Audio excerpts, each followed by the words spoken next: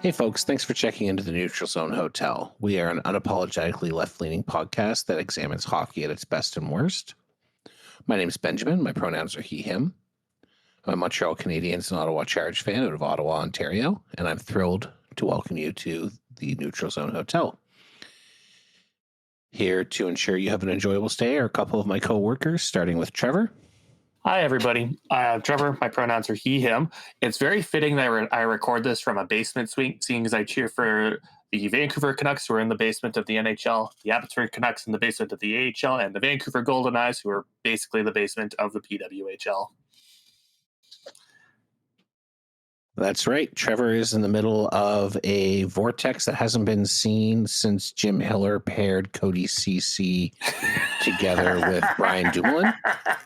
That was a whole Similarly, 6 months ago. Very near to Trevor, but not quite in the same vortex as SJ. I am SJ. My pronouns are they, them. And I am a Everett Silvertips fan, hailing from the beautiful city of Seattle, Washington. I also occasionally cheer for the Seattle Kraken and Seattle Torrent, but neither of those teams are very good this year. So let's just wait it. So Silvertips are great, though. Seattle no longer exists. Just Everett. Everett is all there is. That would be very grim. How did the Thunderbirds do this year? They squeaked into the playoffs as the 7th seed in the conference, but they are going to they're down 2 playoff games. They did not win the first 2 playoff games. Who are they playing? They are playing Penticton. Penticton, that's right, the expansion V. Yeah. Also, at least your local WHL team made the playoffs. Even the Vancouver Giants missed. Yes. The Blazers. The I wouldn't say the Thunderbirds are good, but they did squeak in. The Olympique are down 2-0, which is unsurprising considering they were the bottom seed in the queue. And the Mooseheads, I think, finished 6th in the East, and they're down 2-0 to Chicoutimi. And they are currently getting waxed as we record. Chicoutimi, I think, is actually the best team. I think they're better than Moncton. I just think Moncton had an easier schedule. Chicoutimi's really good this year. For the Q, let's be clear. Mm-hmm. So I wouldn't be surprised if Chicoutimi ends up in the Memorial Cup for the Q. They could do some damage there. They're pretty good. Ottawa is up 2-0. They're up 1-0 on Kingston right now. So if that holds, they'll go up 3-0 on the Frontenac. So at least 2 of the official Neutral Zone Hotel Canadian Hockey League teams are doing okay. Mm-hmm. Although I have no real love for the 67s. They just they're just there. Yeah, the Blazers are down 2-0 to the Rockets, so not looking good on that end either. Oh well. I just want the Silvertips to sweep Portland. Get some revenge. I know how much you love Portland. You keep telling me. I have nothing against the city of Portland. It's just their WHL team I hate. Every time the Winterhawks visit Everett, SJ messages me and says, I'm so excited that the Portland Winterhawks are in town.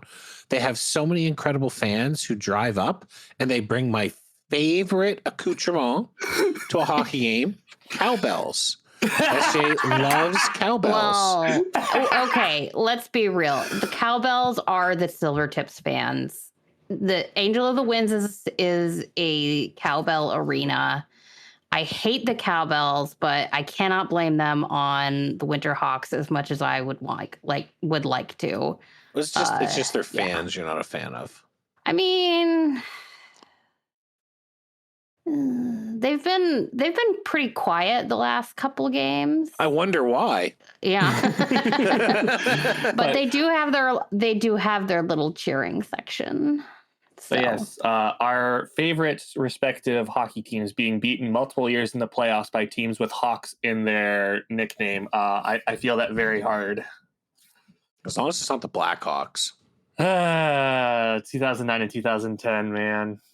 It is a bit painful because I am such a bird team fan. I do love a bird team. That's not recent, Trevor. A hockey fan born in 2009 is graduating high school this year. No. I think Landon DuPont is a 2009 baby. Yeah. Why would you do that? Yeah. Landon DuPont, 2009 baby, who's going to go first overall in the draft next year if things hold. Yes. I saw my first next summer's draft ranking from, I think it was from The Athletic or something, and they were like, Landon DuPont. And I was like, that's right. That is right. Well, this is his second year with the Tips? Yes. He was good last year. He was good last year. He doesn't turn 17 until May 25.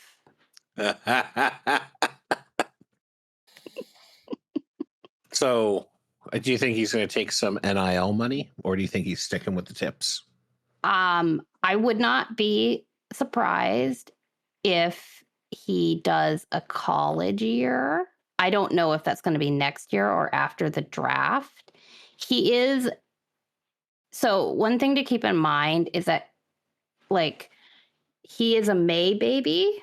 Gavin McKenna was a December baby. Yeah. That's a lot of growth, like physical growth in that, like, 6 months. So I don't know if he's really going to be, like, physically ready for college hockey, but I could see him wanting to try because the college schedule is so much lighter.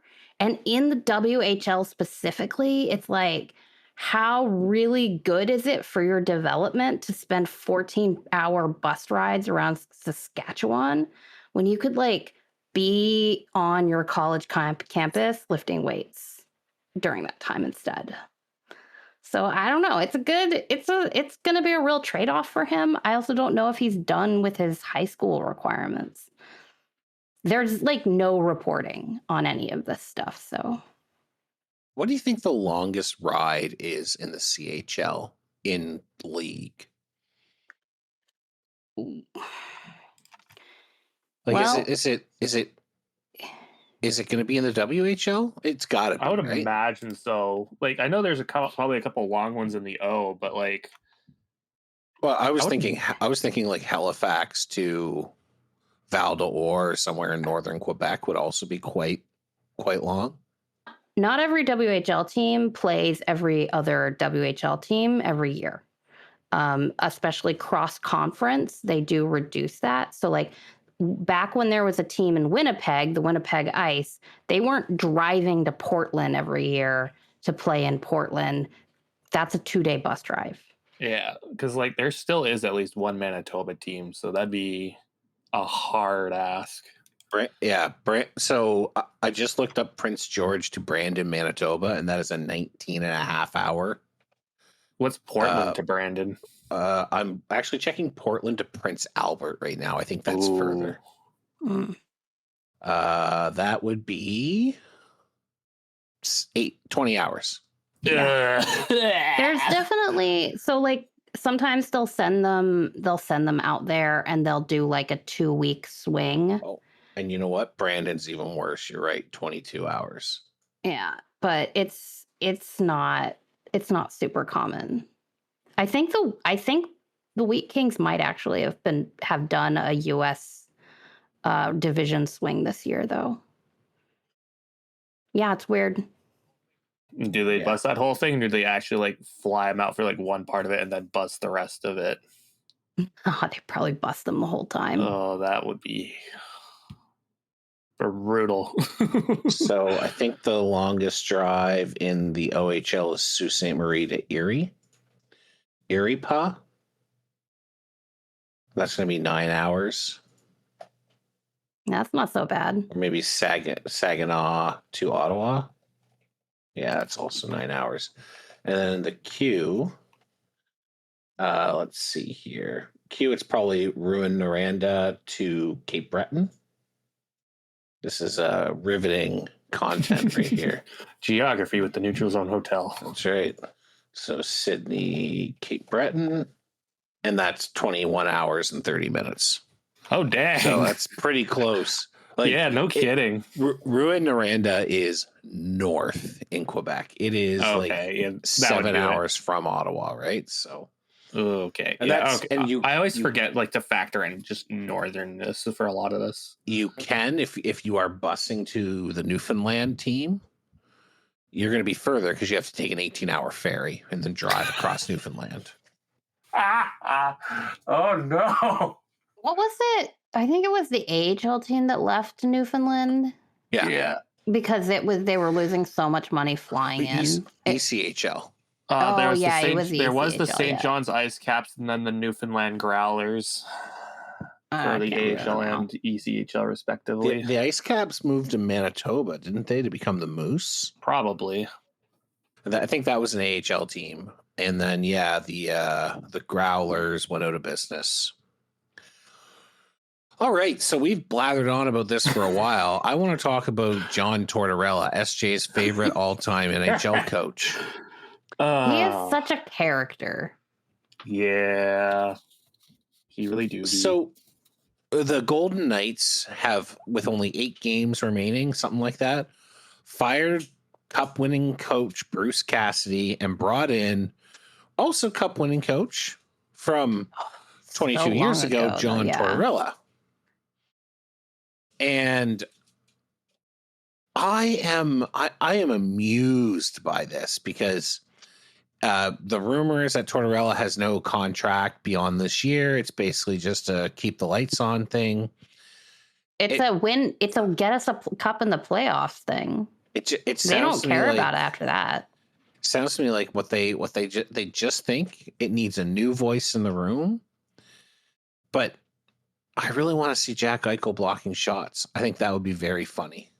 Jack Eichel on the penalty kill. I mean, Marner might actually be a decent penalty killer, but yeah, I believe he is a very good penalty killer. Marner is I just got away from Craig Berube, and now you've given me John Tortorella. But here's the thing: Bruce Cassidy has that reputation of being a hard ass coach. So it's okay, they don't. Torts might have an even worse reputation as being a hard ass, but they've gone from hard assery to hard assery here. I see Bruce Cassidy march down a team's dressing room to try and start a fight. I would believe it of him. No, I'm remembering Torts hits a little harder for me for obvious reasons. The one year he coached in Vancouver, and not even for the fight thing. He tried to turn the Sedin twins into penalty killers. It was not good. I actually think Mike Eichel might play on the penalty kill. I don't think that's. I think I'm not saying he's out there trying to block every shot because that's not necessarily what the forwards do on the penalty kill. That's more the two guys in back, but just because they play on the penalty kill doesn't mean they're throwing themselves in front of every single puck. According to NHL.com, the byline being Tortorella hired as Golden Knights coach to bring spark and energy for stretch run and playoffs. No, I'm pretty sure you're hiring him to make sure you can get all your games to overtime. Well, Vegas hasn't had any trouble with that. They're the biggest overtime merchants in the league. I don't think that John Tortorella is coming in at 8 games left to institute a system. No. I don't think it's possible. He might yell at them to be a little bit more defensively minded or whatever. But the John Tortorella got Columbus into the playoffs a couple times system, it's not going to really have time to get instituted here.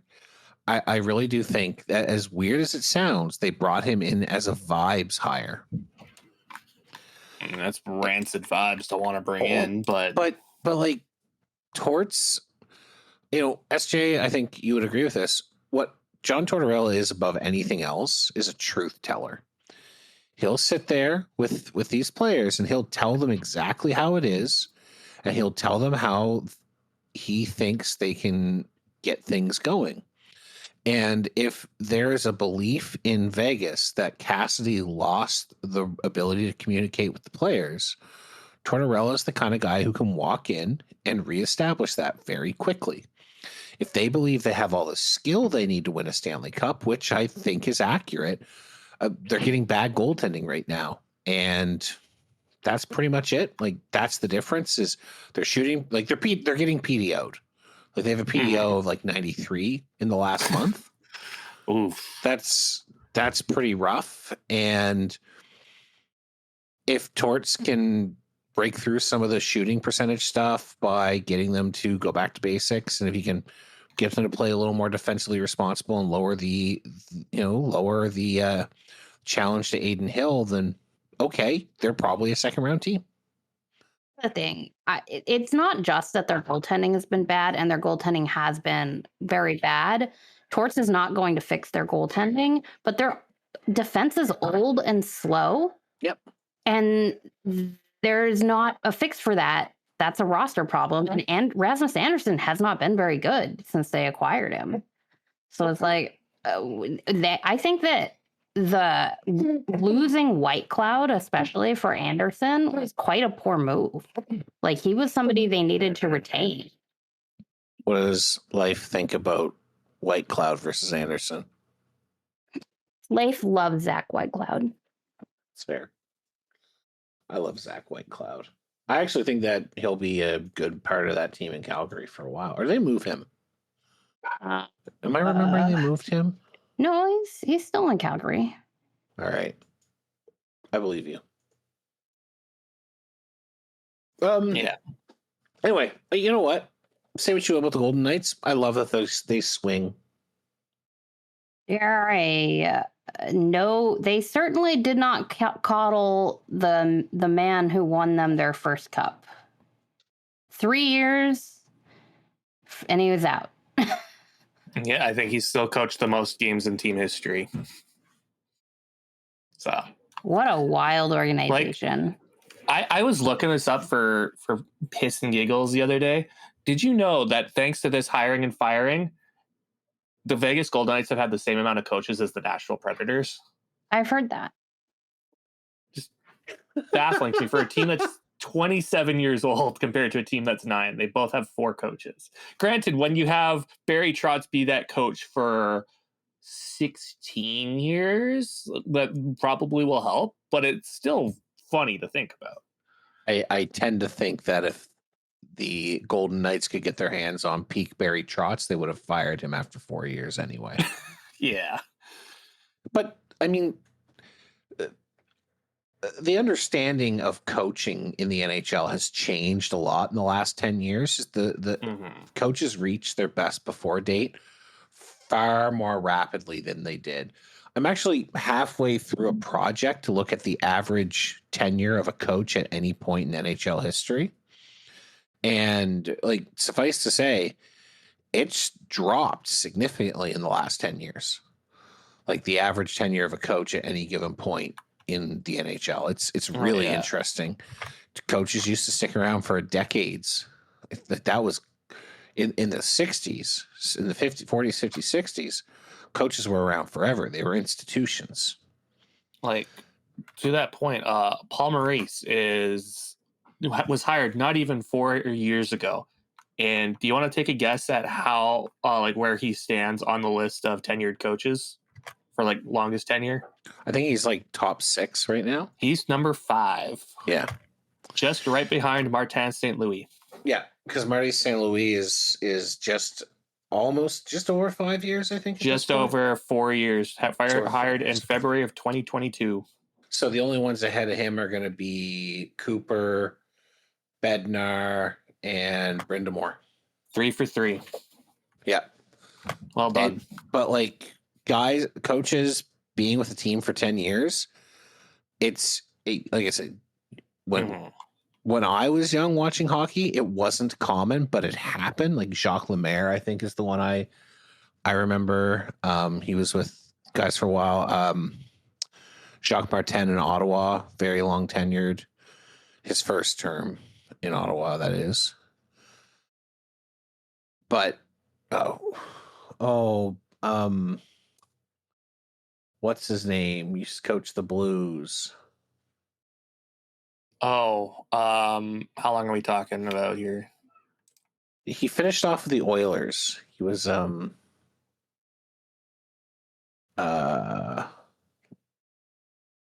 anyway.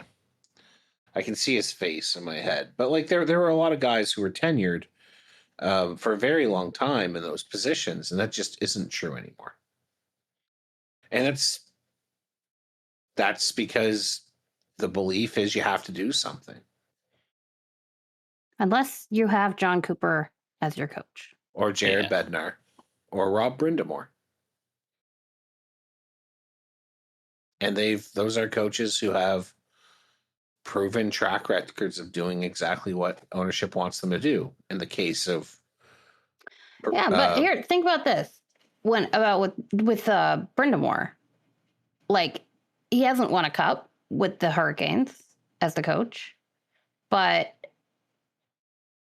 the Stars fired Peter DeBoer after taking them to the Western Conference Final. But I don't think Carolina's ownership necessarily wants a Stanley Cup. I think they want 2 playoff rounds. That could be. Because like that's where the money is. So if they have a coach, good luck with that, Portland Trailblazers fans. Yeah, I was gonna say it bought him an NBA team. So yeah, like if you can take your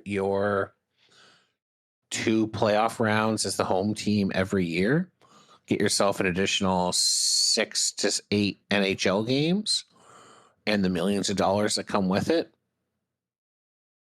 Maybe you don't care if you're Tom Dundon. Maybe you don't care if you ever win a championship.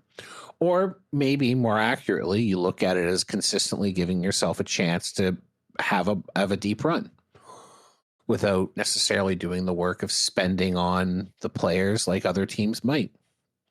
Because spending on top-level players doesn't guarantee you a championship seemingly any more than being frugal does. The Canes are still a cap team.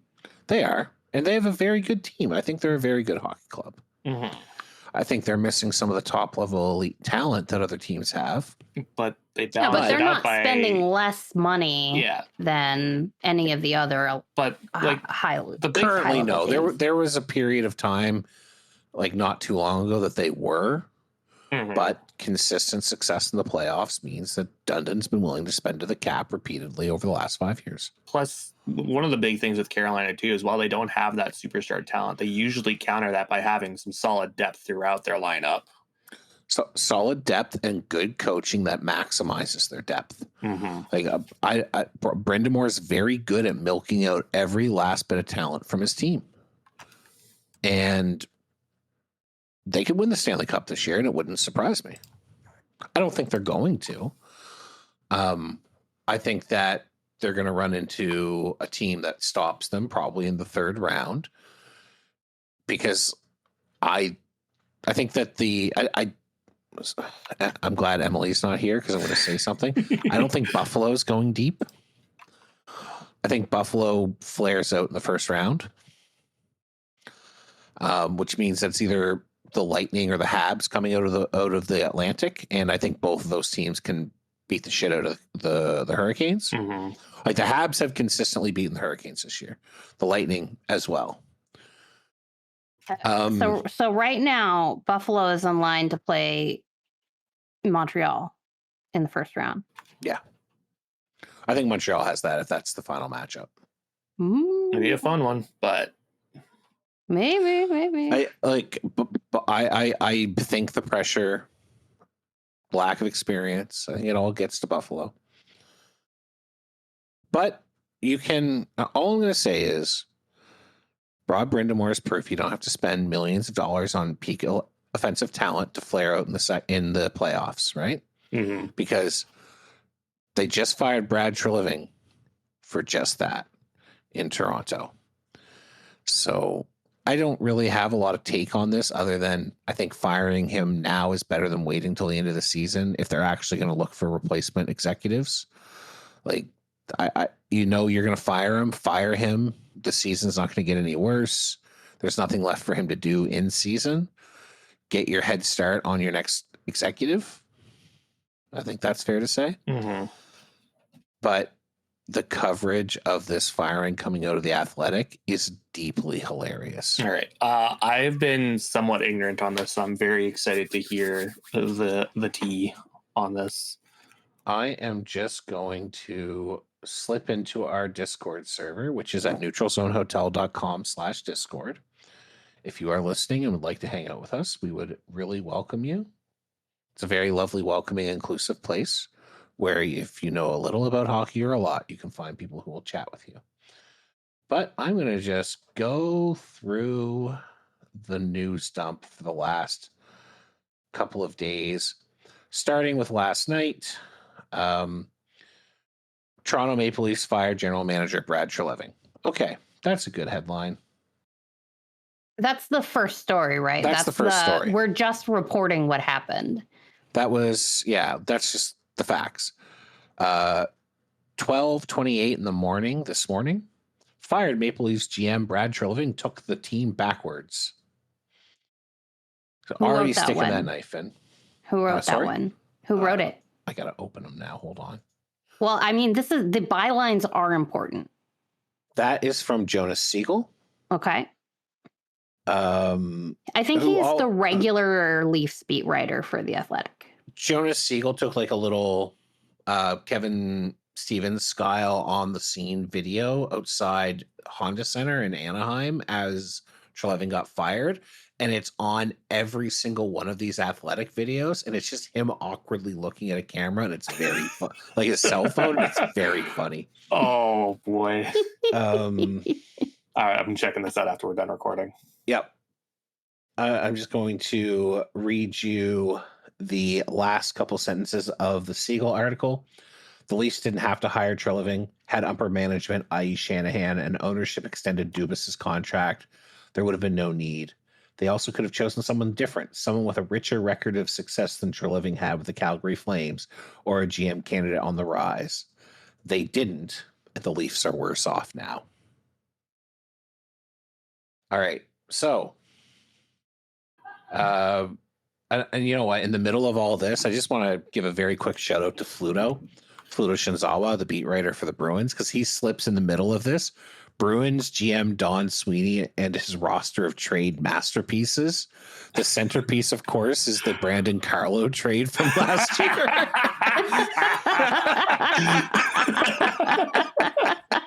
Oh, chef's kiss. So it's just, that was in the hopper for a while, but it's just, you could just see Fluto just being like, hey, here's a dagger. I'm going to stick it in there. Oh, yeah.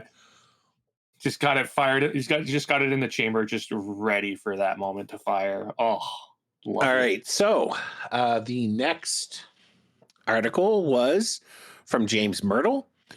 MLSE has made a massive mess of the Maple Leafs after 3 dysfunctional years. This is important, though, because James Myrtle is not a regular writer. Like, he pretty much only writes on Leafs shit, and it is...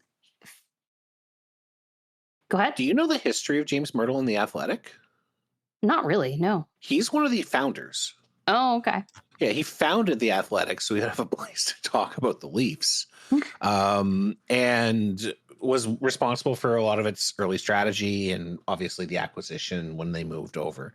Like, Myrtle is pretty big. And yeah, he basically only writes about the Leafs when they're something big's happening. Which is why my favorite Athletic articles are still from the 21 COVID playoffs when he's slowly narrating the descent of the Leafs and how they lost. It's very funny. So this one, he decides he's going to just take on Maple Leaf Sports and Entertainment, which for those who don't know is the entity that owns the Raptors, the Leafs, the Marlies, Scotiabank Arena, and a few other pieces. And MLSE is now entirely owned by Rogers, one of Canada's big three media companies, which is important for later. They've been going through a rather, I think, rough transition from the three-headed monster ownership group to just Rogers. And I think it's really contributed to this current situation. Yeah. So again, just reading a couple choice sentences. Whether MLSE will be willing to entertain that message, which is an ownership retool or rebuild may be necessary, with season tickets to sell and TV ratings to boost as part of ownership's cable empire, will be telling, as another misfire on their watch could set the Leafs back decades. But if they don't like where they are at, the reality is they did this to themselves along the way. So Myrtle is basically going after MLSE, which is the most powerful sporting. It's the essential. If you're in the United States, it's the same as taking a run at James Dolan. It's that level of magnitude. As Maple Leafs fire Brad Treliving, spotlight shifts to CEO Keith Pelly. That's CEO of Maple Leaf Sports and Entertainment. This one's from Chris Johnston, a national writer who writes a lot about the Leafs. Well, he's no longer selling winning, and it's anyone's guess who will be wearing the jerseys from this point forward. So when Pelly speaks Tuesday afternoon in Toronto, it's going to be fascinating to hear what the plan is now. We have heard that. Speaking of, apparently that press conference was a gong show. I'm getting to it. Oh boy. During this period, the Dallas Stars have announced that they've extended Jim Nill. Jim Nill's 3-time winner of the Jim Gregory Best GM Award, was without a contract at the end of this year. So as soon as Treliving got fired and it sounded like the Leafs may be interested in Nill, they apparently announced a extension they were planning to announce later. So it was already done. I want to say Kristen Shilton from ESPN has this great one. Leaf CEO cites culture for GM Treliving's firing, which I think is fantastic. Vibes bad. And then, yes, there is a article, 7 Maple Leafs take away from MLSE President Keith Pelly's media availability, which apparently is 404'd. Sometimes the RSS feed gets worked. Yeah, I've read it. So that's from Joshua Cloak. No, it's 404'd on the main page as well. Oh, incredible. However, Pierre LeBrun put up Keith Pelly's tell and what it means for the future of the Maple Leafs, which also has that Jonas Siegel video. But I want to, so just so you get an idea of what Keith Pelly sounded like, I'm going to read you a quote from the 404 article. I've already sent this to SJ, but you're going to have to pay attention to it there, Trevor. Craig Berube is the head coach, and that is determined by the general manager or the president of hockey or the head of hockey operations. That's not decided by myself. His role at the hockey club doesn't change today, other than the fact that he will work closer with Brandon Pridham and Ryan Hardy, which are 2 other MLSE hires. Once we have a new head of hockey in place, if that recommendation is around Craig Berube at that particular time, we will listen, and something as big as Craig Berube would go all the way to ownership, which means the head coach is determined by the general manager or the president of hockey ops. It's not determined by the CEO. But if you want to fire the coach, you have to talk to ownership, which again isn't the CEO's responsibility. So he's straight up just saying, I don't really do anything here. We'll hire a guy and they can talk to ownership. If I was a Leafs fan, this would infuriate me. Oh, I'm pretty sure Dangle's already gone on. Yeah, I watched the reaction video, and he was tectonic. Oh boy, volcanic. Ooh, that's great descriptor. I love Steve Dangle. Same. He entertains me greatly. I love Steve Dangle. I think he is fantastic and entertaining, like you said. I do feel guilty sometimes being entertained by his misery. Yeah. But if the Leafs ever do win a Stanley Cup and Steve Dangle is alive to see it, I am going to show up for that live stream and I'll send money to whatever charity he wants me to, because I do think his ultimate joy in that moment would be almost as cathartic as the Leafs losing to a Zamboni driver that works for the video is for me. Okay, quick little aside. That's actually not my go-to dangle video for when I want to feel something. Have either of you seen the Nashville 9-2 video? Oh, yes, I have. I probably watched it. That is my go-to. I watched that one like last week, and do you know who the biggest Steve Dangle fan in my life is? Who is it? Is it your dad? It's my dad. Is it really? He watches every time the Leafs lose. He watches Steve Dangle. Oh my goodness! But it's not. That rules. They've been losing too often lately, and now it's not fun anymore. No, it's not fun this season. No, it's not fun when they're bad. To be fair, firing Brad Treliving is fun. Yes, that Steve Dangle stuff is fun, but like this season's just been miserable to be a Leafs fan, and I really do feel bad for him. But again, looking back at the word salad Pelly was coming out with, that would scare the shit out of me as a Leafs fan. As a Habs fan, I look at this is what I was worried about when they fired Bergevin in 2021, 22, whenever late 21. This is what I was worried about, that they were going to bring in rule by committee and overt ownership interference in hockey operations. I was petrified they were going to bring in someone who would James Dolan it, just be like this go between an owner who doesn't understand anything to do with hockey and wants to establish stuff by fiat.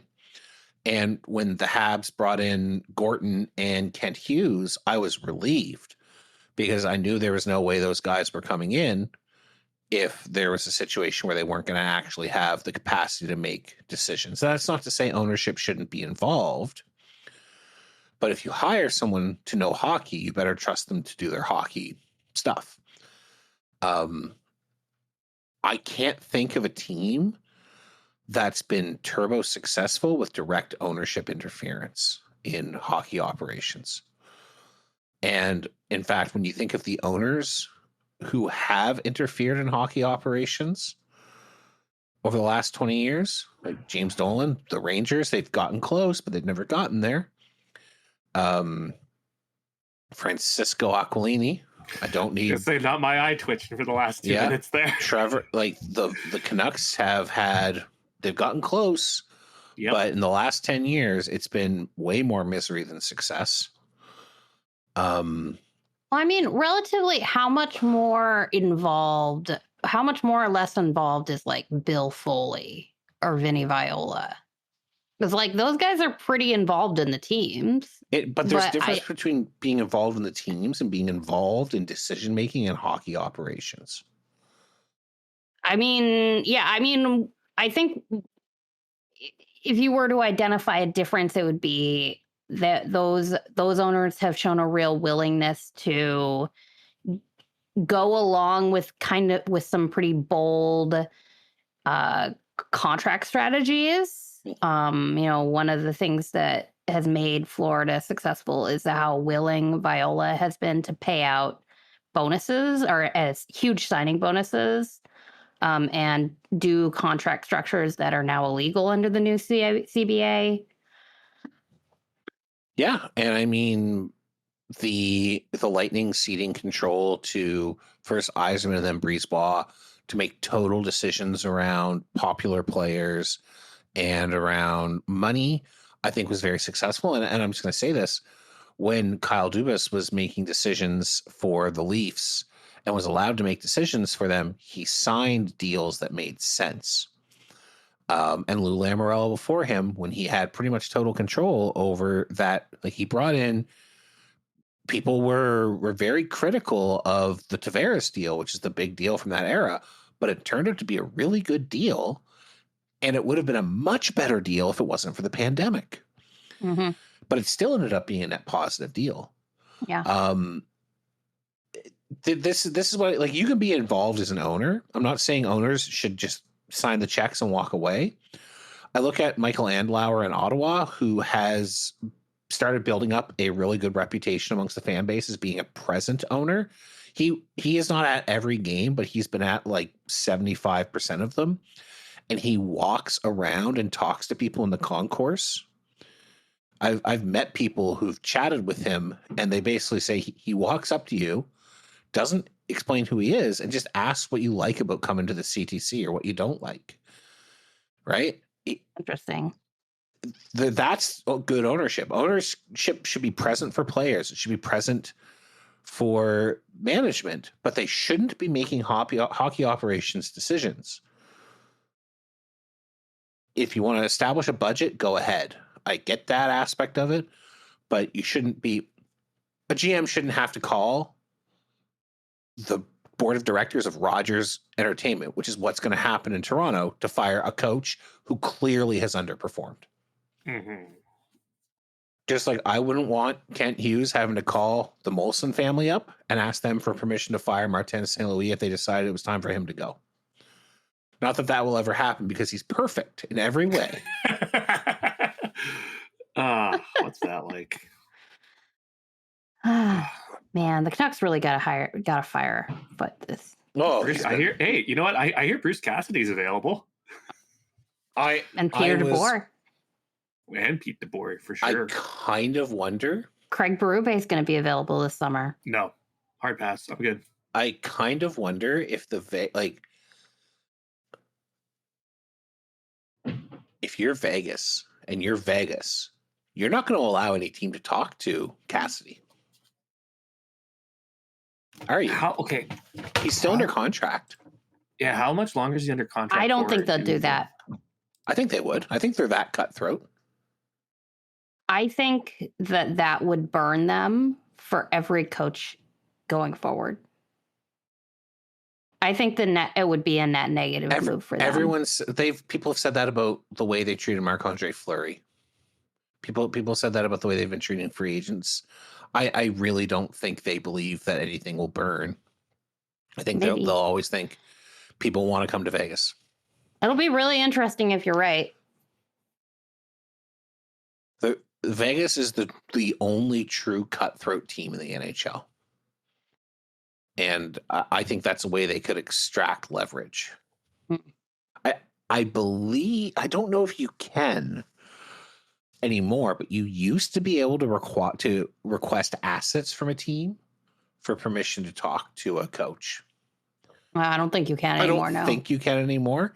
But if they could be like, okay, whoever pays us a third can talk to Cassidy. I think the league would league not won't allow it now for sure. But for what it's worth, I did look up Cassidy's contract, and he's under contract for next season. So yeah, Vegas could easily say, nah, no one can get him for a full year. Vegas, and if we don't see Bruce Cassidy take a job in this offseason, I mean, I bet you that's why. Mm-hmm. Be interesting. It would be fascinating to me if they did that. Like I said, I kind of love Vegas being. I don't want every team to be Vegas cutthroat, but having one bad guy in the league is really nice. Okay, so circling back to your discussion around the way the Athletic has covered this, the GM firing. Did you see the article from Jeremy Rutherford about the rumors around Doug Armstrong to the Maple Leafs? I actually, because so the 404. So now we've got the Blues beat writer writing an entire article about a rumor about the Blues' current GM may be going to the Leafs. But he's also under contract for the next 3 years. He's on that. No, I think he's done. He was on that like long-term succession plan thing. Right. He's still Poho. So that's one of the things in the article is he is signed to be president of hockey operations or something like that for the next 3 years. Mm-hmm. So basically continuing this mentoring of Steen.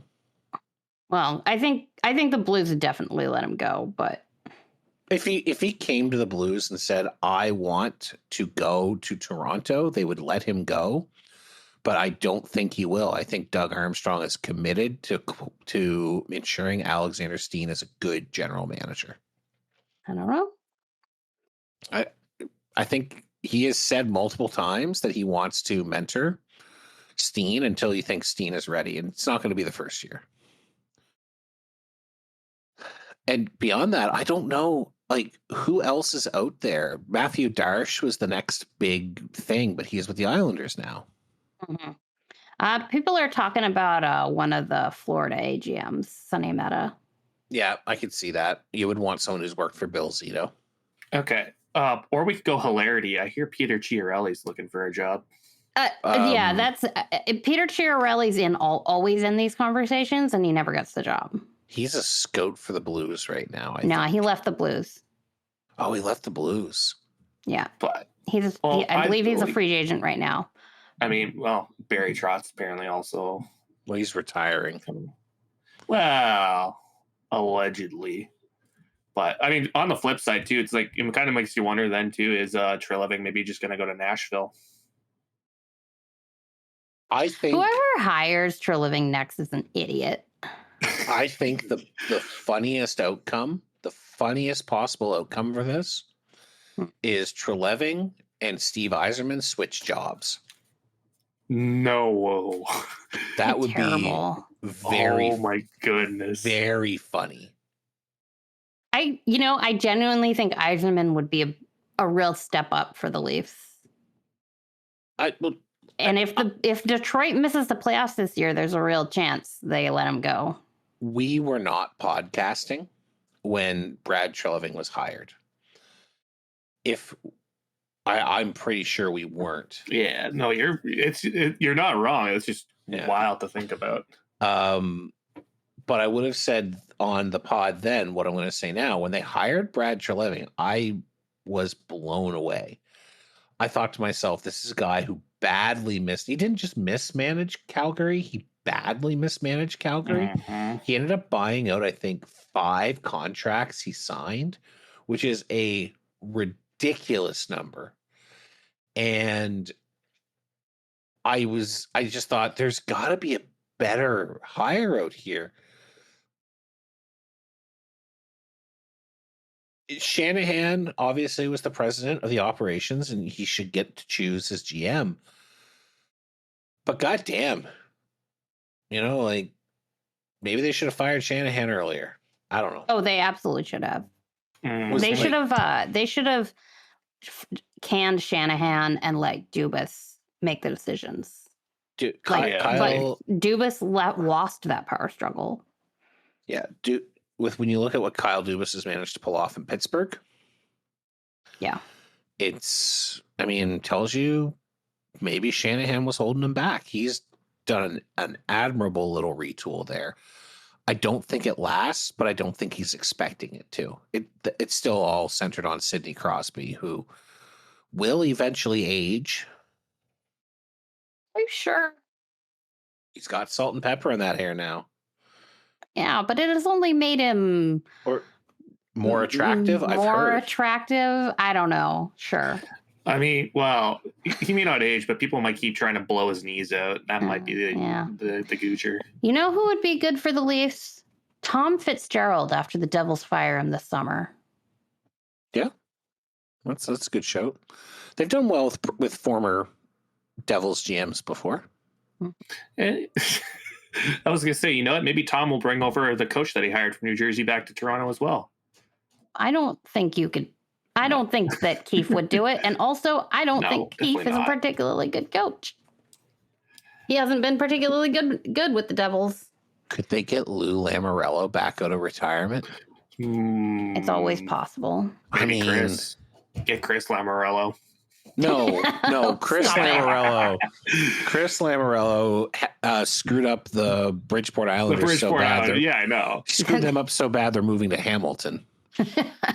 See, he's already in market.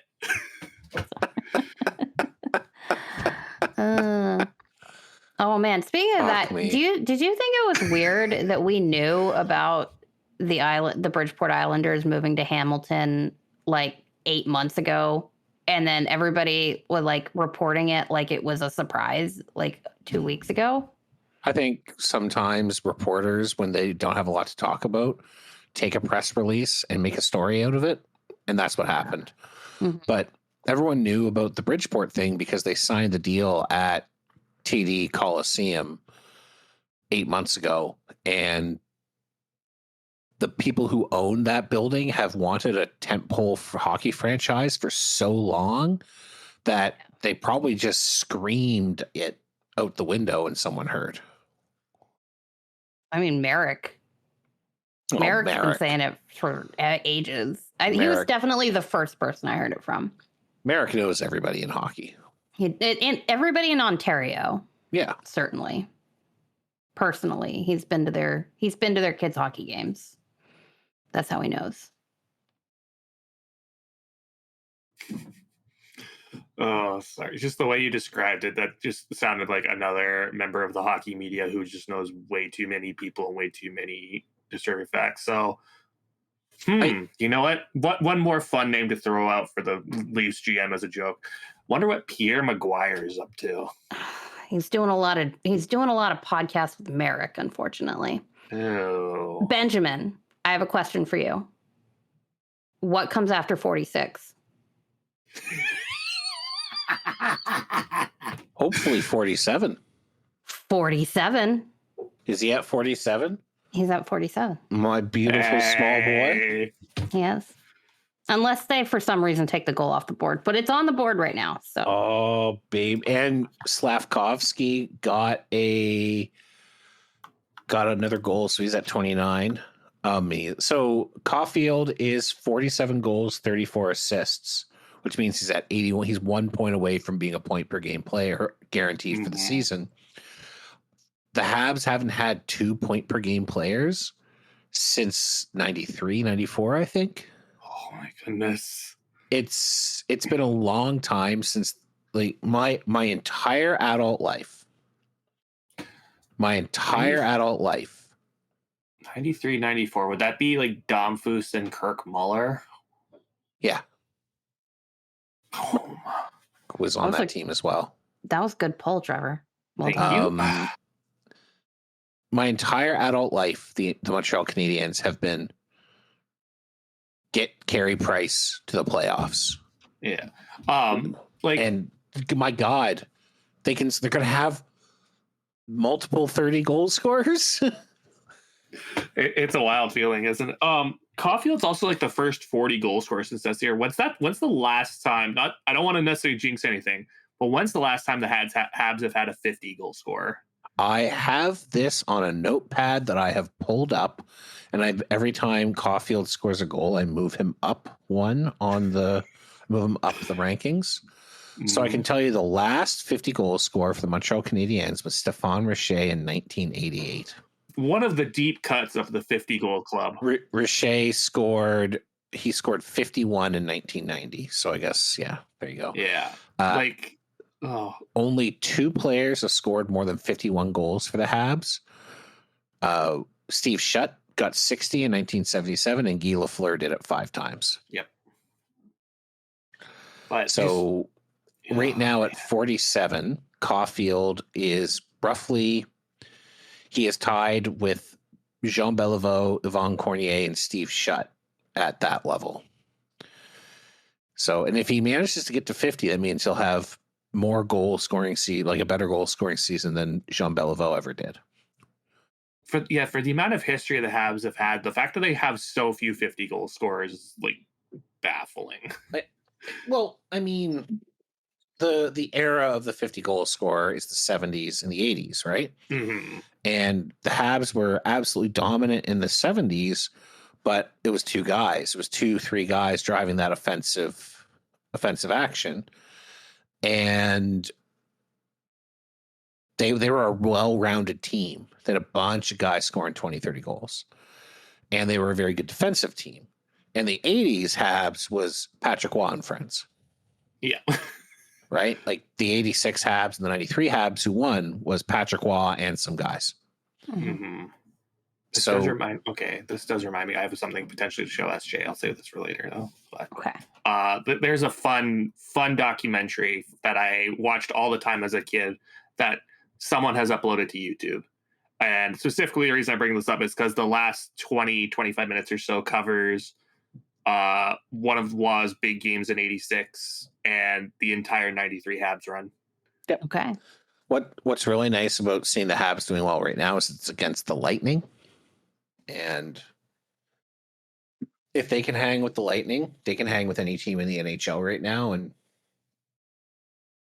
the biggest challenge the Habs have had in this season has been goaltending and defense. Defense has been slowly getting better, and Fowler seems to be legit. So, are you excited about all the Selke buzz that Suzuki is getting? He should absolutely win the Selke. He's going to be a 95-point guy. It kind of sounds like it's in the bag for him. Yeah, he should win the Selke. He is by far the best defensive forward in the NHL right now, who has a lot of points.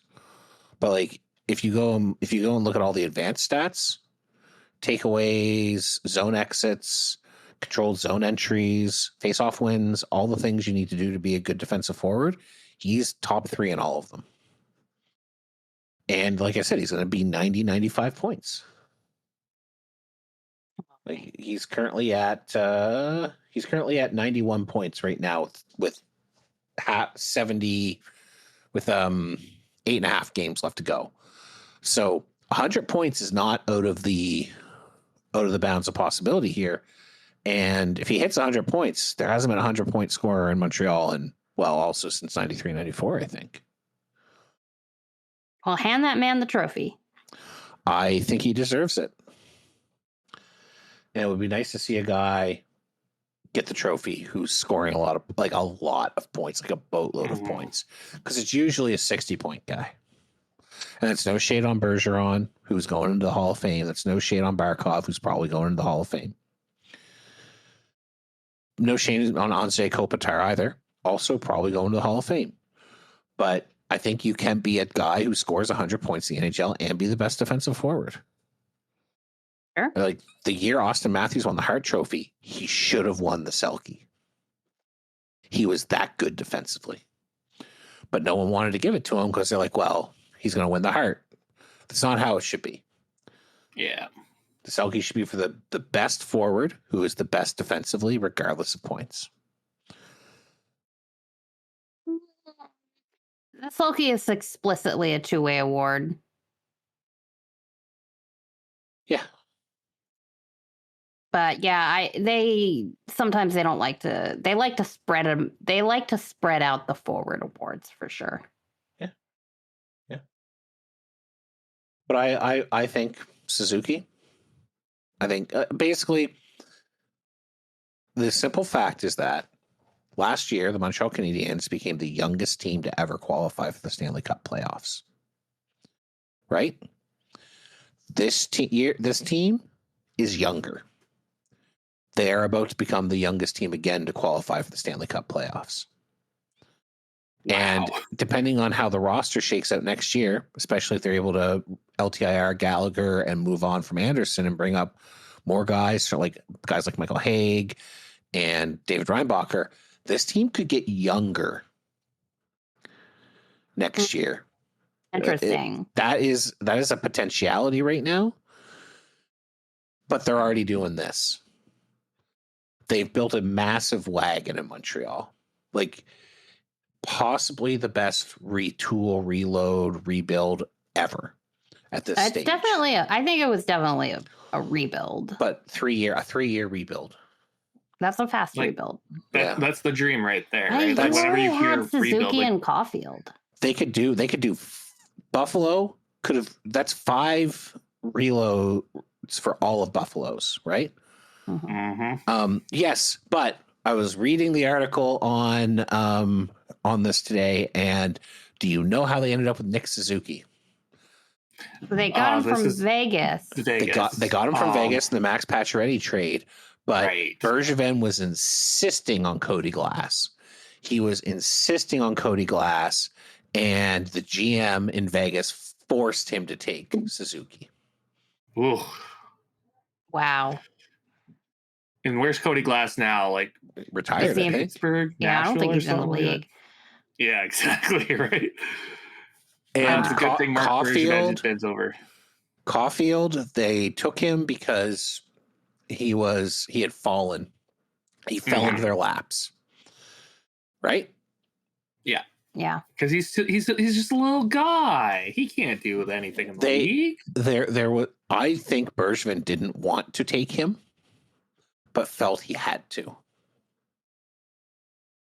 And yes, obviously, Caulfield and Suzuki are core members of this team, but Hughes and Gorton, they took the swing on Slavkov. Sorry, SJ, to say this. They took the swing on Slavkovsky when a lot of people were saying Wright was the correct call, and I think they were 100% right to pick Slavkovsky. They traded up for Michael Hage. They've moved out a lot of assets to get younger guys like Newhook and Doc in that may or may not pan out, but are a lot better than what they moved out. And they didn't take Matvei Michkov because they were pretty sure they had a good chance at Demidov, and that was objectively the right call. Demidov is definitely better than Michkov. At least early. So cool. Early on. Like, he's this cool at age 19, 20. And then last year, picking up Zarkovsky, drafting him, he looks like he's going to be just as good. And or like maybe one step below. They've made a lot of really smart moves. And yeah, you get lucky. You look at the assets you have and you build off of them. But when Nick Suzuki signed his deal, when they signed Nick Suzuki to this deal he's on, Don Lucian spent the next 2 years calling it the worst deal in the league. Oh, Dom. So I have little to no respect for Dom's they model. called the Slavkovsky deal. They called the Slavkovsky deal an overpay, and they said the Caulfield deal might be an overpay. And now both of them look like not just discounts, but generational discounts, and they got Hudson to sign on to that. You're just living in magical Christmas land over there, aren't you? Like I said, it's the most exciting time to be a Habs fan since 1994. Like, I think that wraps up our show. Nothing has felt this good since they traded Patrick Waugh. And that's including the 2021 run to the finals. So, oh yeah, well, let's face it, that was a fake final, and that was a fluke run. Everyone knew how that was going to end. Yeah. And SJ, one day you'll find out. I promise you. One day, someone will fix Seattle. I just hope that the Torrent draft Carolyn Harvey this summer. I think that would go a long way to fixing Seattle. That sounds great, but you still need to get some points. We're going to get eliminated very quickly, and then we just got to fluke our way through a couple of games. You have but Hillary we don't have Knight time to do. now. Yeah, we do have Hillary Knight. We don't have time to do a PWHL update this show, though. Yes, we don't. But we should do that next show. Next show, PWHL. Well, in my next show, we should have a much more solid look at the playoff picture. So yeah, and the trade deadline. Not much happened at the trade deadline. Christina Kalton-Kova is out on LTIR, and we'll talk about what that looks like next time. But folks, for now, we want to thank you for taking time out of your day to listen to the Neutral Zone Hotel, written, hosted, and produced by us, the Neutral Zone Hotel crew. You can find out more on our website at neutralzonehotel.com, neutralzonehotel.com/Discord if you'd like to join our Discord and hang out with us. We're very cool, even Trevor, I promise. We're on Bluesky, neutralzonehotel.bsky.social. We're on YouTube at Neutral Zone Hotel. Whatever you're listening to on, smash the thumbs up button, like 5 stars. I don't know. Do whatever it is they tell you to do to say you're having a great time. We really appreciate it. Tell a friend. Tell a friend you listen to a really cool podcast. And whatever else you do, folks, take care of each other, and we will see you next week.